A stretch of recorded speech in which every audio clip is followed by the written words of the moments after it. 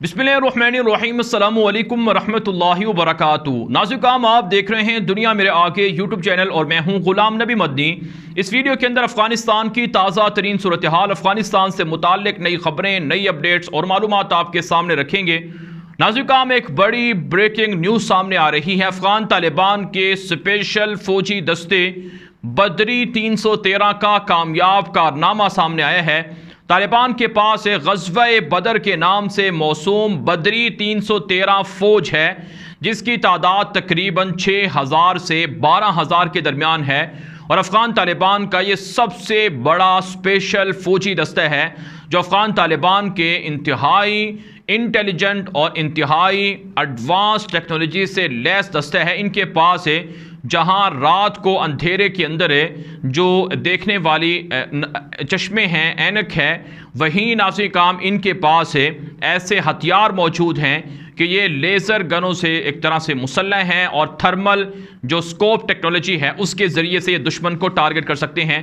तो आप यूँ कह सकते हैं जिस तरह से किसी भी मुल्क के पास जो उनका सबसे हाई और सबसे एडवांस और स्पेशल फौजी दस्ता होता है, उसका नाम जो अफ़गान तालिबान के पास है, बिल्कुल इसी तरह का जो जिस तरह से दीगर मुल्कों के पास ये दस्ते होते हैं, इसी तरह का दस्ता तालिबान के पास है, जिसका नाम बदरी 313 है, जो ग़ज़वा-ए बदर जो इस्लाम की पहली जंग है उसके नाम से यह मौसूम है। उस जंग के अंदर 313 सहाबा इकराम रिज़वानुल्लाहि अलैहिम अजमईन शामिल थे और इस वजह से इसका नाम भी उसी ग़ज़वा-ए बदर से मौसूम किया गया है। और आप जानते हैं बदर के अंदर जंग में शरीक होने वाले तमाम सहाबा किराम को जन्नत की बशारत दी गई थी। तो बहरहाल ये एलीट क्लास है और एलीट या आप कह सकते हैं इसे एलीट फौजी दस्ता है, स्पेशल फौजी दस्ता है। नाज़िर काम इसकी कामयाब कार्रवाई सामने आई है और इस दस्ते ने कामयाब कार्रवाई के बाद जो दाइश के सरगने थे, जो दाइश के गुंडे थे, दहशतगर्द थे, उन्हें गिरफ्तार कर लिया है। ये तस्वीरें इस वक्त आप हमारी स्क्रीन पर देख रहे हैं। इन 3 दहशतगर्दों को बदरी 313 फौजी दस्ते ने गिरफ्तार किए हैं। इनके बारे में दावा है कि ये जो काबुल एयरपोर्ट पर धमाके हुए, इसमें ये लोग मुलव्वस थे और मज़ीद धमाकों की प्लानिंग कर रहे थे। आप जानते हैं नाज़िर काम, तालिबान ने साल 2017-18 के दरमियान दाइश के ख़िलाफ़ बड़ा ऑपरेशन किया था और दाइश के दर्जनों नहीं सैकड़ों और हज़ारों उनके जंगजुओं को हलाक कर डाला था। लेकिन उस वक्त भी अशरफ गनी, NDS उसकी जो खुफिया इंटेलिजेंस इदारे थे, वो दाइश को सपोर्ट करते रहे, अपने जहाज़ों के अंदर बिठाकर उन्हें प्रोटेक्ट करते रहे। और आज भी अमेरिका, नेटो, यूरोप और दीगर मुल्कों की सपोर्ट खुफिया तौर पर इन इदारों को है, इन दहशतगर्दों को है। लेकिन अफ़गान तालिबान इनका खात्मा करके रहेंगे। तो बहरहाल ये एक बड़ी कामयाबी है। काबुल एक मरतबा फिर बड़ी जो अफसोसनाक जो खबर थी उससे बच गया है। काबुल के अंदर कल भी धमाके हुए, उसकी वजह से 150 के करीब लोग अब तक की इतलात हैं कि वो जाँ बहक हुए हैं और 350 से ज़ायद लोग ज़ख्मी हैं और अमेरिका के फ़ौजियों के मारे जाने की भी खबरें सामने आ रही हैं। तो बहरहाल नाज़िर काम, अफ़गान तालिबान कमिटमेंट किए हुए हैं और अपनी आवाम को यकीन दिलाते हैं कि अफ़गानिस्तान के अंदर बदअमनी नहीं होने दी जाएगी और अफ़गानिस्तान को पुरअमन बनाया जाएगा और अफ़गानिस्तान से जितने भी अस्करियत पसंद हैं, जंगजू हैं, उनका खात्मा कर दिया जाएगा। नाज़िर काम, अब बात कर लेते हैं अफ़गानिस्तान के हवाले से कुछ दीगर बड़ी खबरों की। एक बड़ी खबर सामने आ रही है कि अफ़गान तालिबान के सियासी रहनुमा और अफ़गान तालिबान के सीनियर लीडर मुल्ला शहाबुद्दीन दिलावर ने भारत को वार्निंग दी है कि भारत अफ़गानिस्तान के अंदरूनी मामलात में दखल अंदाजी से गुरेज करे, बाज रहे। आप जानते हैं भारत अफ़गान तालिबान के ख़िलाफ़ मुसलसल प्रोपेगेंडा कर रहा है, झूठ फैला रहा है, तालिबान को बदनाम कर रहा है। पाकिस्तान की दुश्मनी में भारत का मीडिया तमाम हदें क्रॉस कर चुका है। पंशीर के हवाले से बागियों को भारत का मीडिया सपोर्ट कर रहा है, तालिबान को हैवान का करार दिया जा रहा है और ऐसी वीडियो सामने आ रही हैं जिसमें भारतीय चैनल्स पर पाकिस्तान को ब्लेम किया जा रहा है कि पाकिस्तान ने तालिबान को ट्रेनिंग दी है, पाकिस्तान ने तालिबान को जंगी हेलीकॉप्टर उड़ाना सिखाए हैं।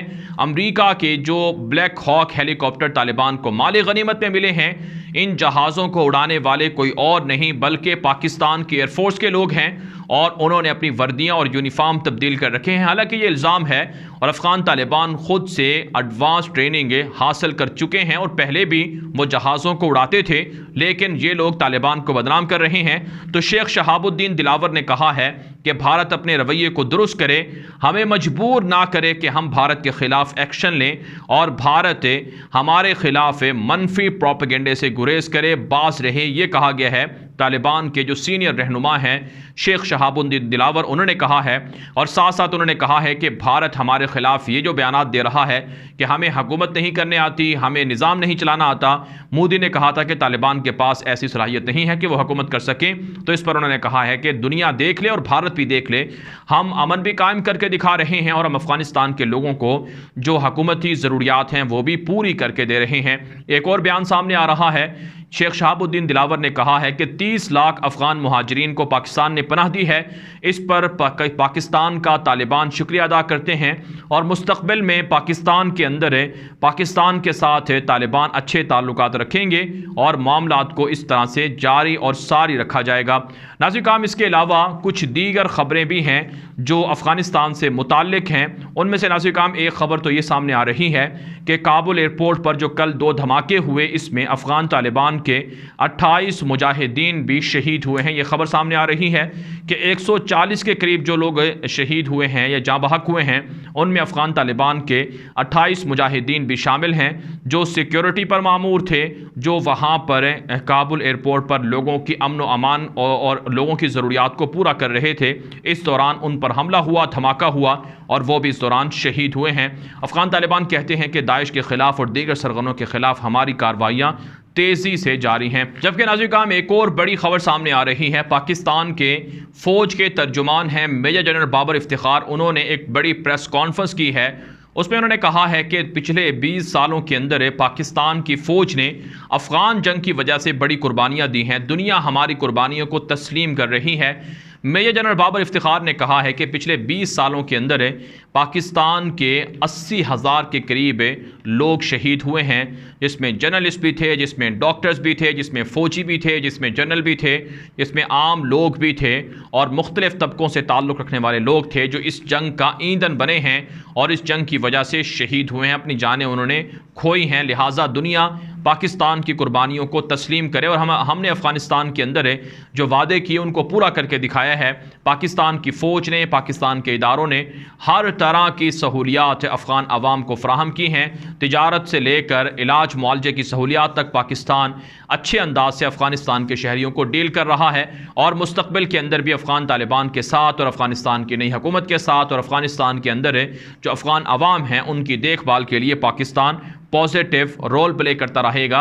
ये कहा गया है पाकिस्तान के फ़ौज के तर्जुमान मेजर जनरल बाबर इफ्तिखार की जानिब से जो प्रेस कॉन्फ्रेंस हुई है, जिसका मतलब ये है नाज़रीन काम कि दुनिया को अब ये बात समझ लेना चाहिए कि भारत ने जो सरमायाकारी की थी, मेजर जनरल बाबर इफ्तिखार ने यह भी कहा है कि भारत ने जो अफ़गानिस्तान के अंदर सरमायाकारी की, इसका मकसद अफ़गान अवाम को फ़ायदा पहुँचाना नहीं था, बल्कि ये सरमायाकारी दरअसल पाकिस्तान के ख़िलाफ़ की गई थी, पाकिस्तान के ख़िलाफ़ इस्तेमाल हुई है। लिहाजा अब भारत की सरमायाकारी डूबी है तो भारत इस पर परेशान है और पाकिस्तान पर इल्ज़ामात लगा रहा है। तो भारत नाज़रीन काम अफ़गानिस्तान के हवाले से पाकिस्तान का पॉजिटिव रोल पूरी दुनिया तस्लीम कर रही है। पाकिस्तान ने अब जो मेजर जनरल बाबर इफ्तिखार ने अपनी प्रेस कॉन्फ्रेंस के अंदर ये बात भी कही है कि पाकिस्तान ने 5000 के करीब गैर मुल्कियों को अफ़गानिस्तान के काबुल एयरपोर्ट से निकाला है। चूँकि पाकिस्तान के भी दुनिया के साथ ताल्लुकात हैं तो पाकिस्तान के अंदर जो सफारत खाने हैं उन्होंने रब्ता किया था कि उनके शहरी अफ़गानिस्तान के अंदर मौजूद हैं, तो पाकिस्तान ने अपने जहाज़ों के ज़रिए से उनको अफ़गानिस्तान के काबुल एयरपोर्ट से निकाला है। और अब अमेरिका ने और यूरोप और नेटो ने पाकिस्तान से मदद की दरख्वास्त की है। लेकिन बहुत से लोग नाज़रीन काम इसे गलत अंदाज से पेश कर रहे हैं कि शायद पाकिस्तान के अंदर अमेरिका और नेटो फ़ौजी अड्डे बना रहे हैं, ब्लैक वाटर्स को ला रहे हैं और दाइश को यहाँ से हमलों के लिए उकसाएंगे। ऐसा कुछ भी नहीं होने वाला है। पाकिस्तान इतना कमज़ोर नहीं है, ना तो पाकिस्तान ने पहले अमेरिका को फ़ौजी अड्डे दिए और ना ही अमेरिका को पहले रहने की इजाज़त दी और ना ही पाकिस्तान अब अमेरिका को मुस्तकिल पाकिस्तान के अंदर रहकर पाकिस्तान में अमन व अमान ख़राब करने की इजाज़त देगा।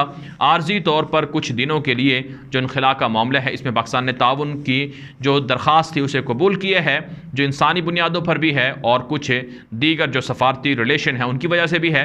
लेकिन मुस्तकिल तौर पर पाकिस्तान किसी भी अमरीकी को, किसी भी गैर मुल्की को पाकिस्तान के अंदर ना तो रहने की इजाज़त देगा और ना पाकिस्तान के अंदर किसी भी गैर मुल्की फ़ौज के लिए कोई फ़ौजी अड्डा या फ़ौजी जो एयरबेस है है उसको इस्तेमाल करने की इजाज़त दी जाएगी। लिहाजा भारत के इस प्रोपेगेंडे में मत आएँ और अफगानिस्तान के हवाले से और अफगान तालिबान की इस्लामी हुकूमत के हवाले से और पाकिस्तान के हवाले से पॉजिटिव रवैयों को आगे प्रमोट करें।